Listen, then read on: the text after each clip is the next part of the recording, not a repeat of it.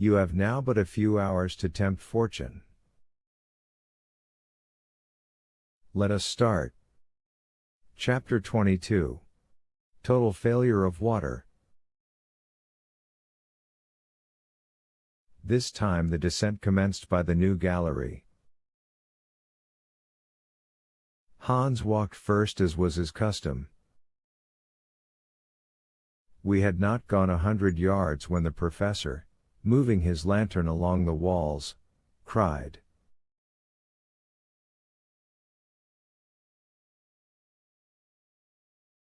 "Here are primitive rocks.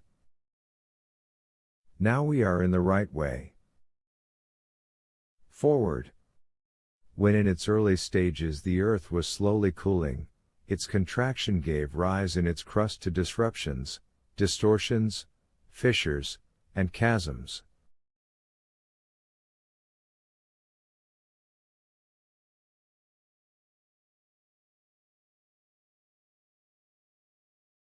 The passage through which we were moving was such a fissure, through which at one time granite poured out in a molten state.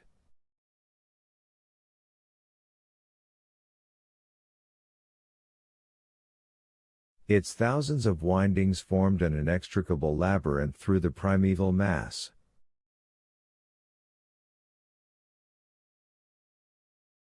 As fast as we descended, the succession of beds forming the primitive foundation came out with increasing distinctness.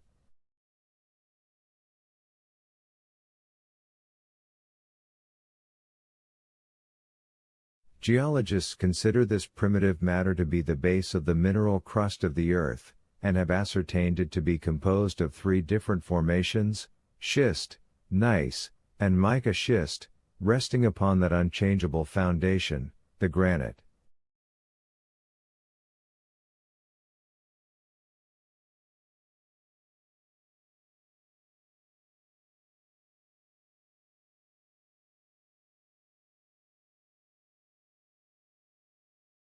Never had mineralogists found themselves in so marvelous a situation to study nature in situ.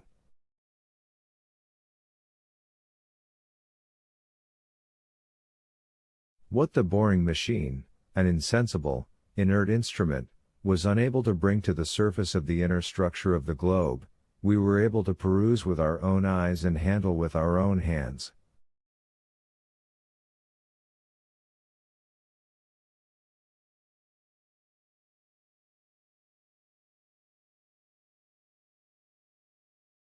Through the beds of schist, colored with delicate shades of green, ran in winding coarse threads of copper and manganese, with traces of platinum and gold.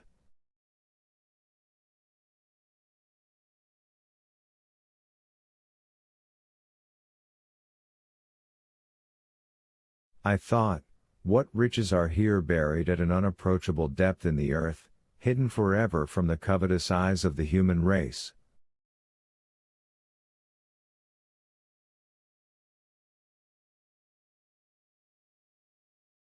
These treasures have been buried at such a profound depth by the convulsions of primeval times that they run no chance of ever being molested by the pickaxe or the spade.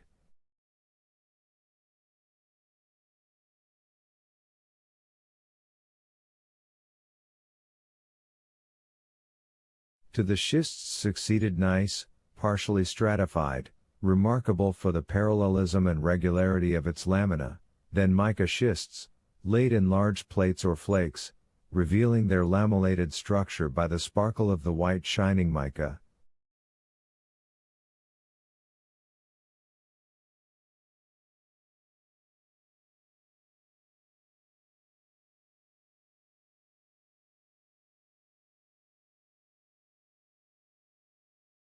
The light from our apparatus, reflected from the small facets of quartz, shot sparkling rays at every angle, and I seemed to be moving through a diamond, within which the quickly darting rays broke across each other in 1,000 flashing coruscations.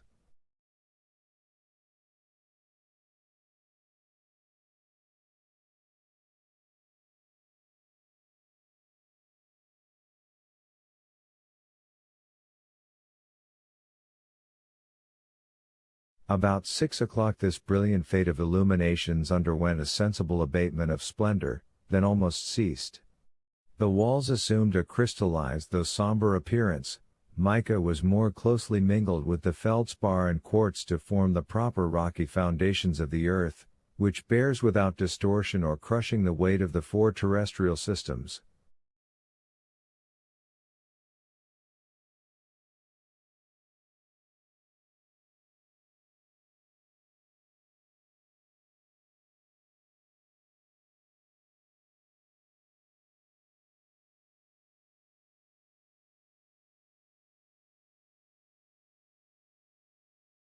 We were immured within prison walls of granite. It was 8 in the evening. No signs of water had yet appeared. I was suffering horribly. My uncle strode on. He refused to stop. He was listening anxiously for the murmur of distant springs. But, no, there was dead silence. And now my limbs were failing beneath me. I resisted pain and torture, that I might not stop my uncle, which would have driven him to despair, for the day was drawing near to its end, and it was his last.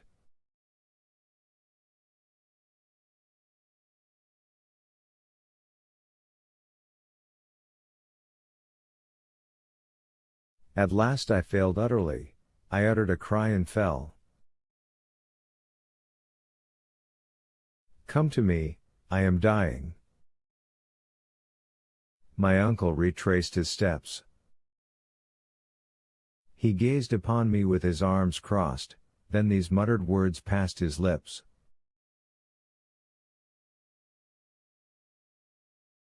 It's all over. The last thing I saw was a fearful gesture of rage, and my eyes closed.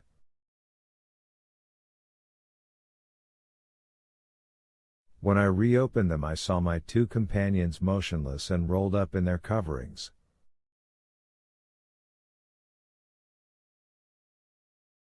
Were they asleep? As for me, I could not get one moment's sleep. I was suffering too keenly, and what embittered my thoughts was that there was no remedy.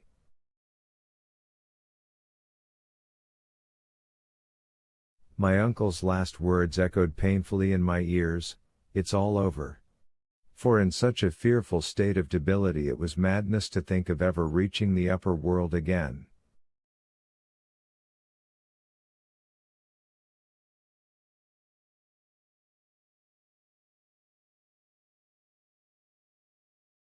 We had above us 1.5 leagues of terrestrial crust. The weight of it seemed to be crushing down upon my shoulders.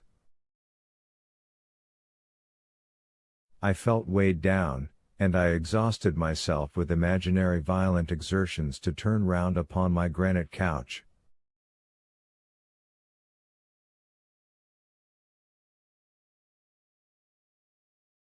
A few hours passed away.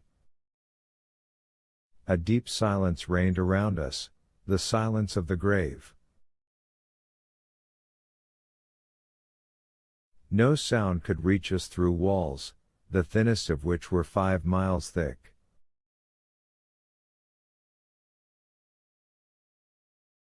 Yet in the midst of my stupefaction I seemed to be aware of a noise. It was dark down the tunnel, but I seemed to see the Icelander vanishing from our sight with the lamp in his hand.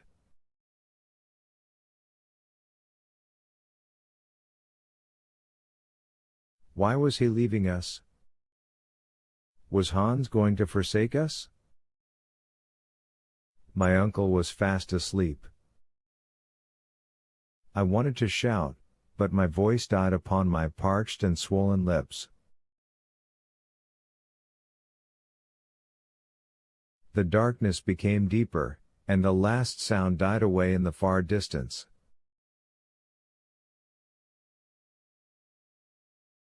Hans has abandoned us, I cried. Hans. Hans. But these words were only spoken within me.